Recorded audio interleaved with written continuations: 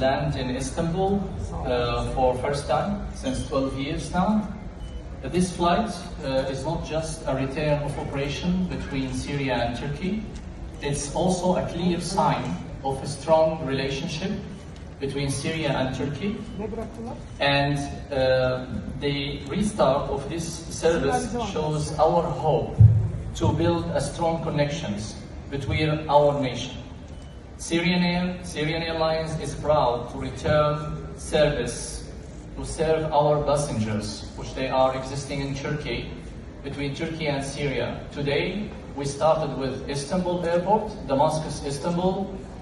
Hopefully, very soon, we start to connect Damascus and Aleppo with many destinations in Turkey. Our aim is to do more flights. Today, we are doing 5 flights per week. We are soon going to be 7 flights per week, and soon we would like to operate from Aleppo to serve more airports, maybe Izmir. This is our plan, and next step it will be Ankara, and we will try to open more destinations, connect 2 nations together, and serve our population and the Turkish population here in Turkey and in Syria. Thank you very much.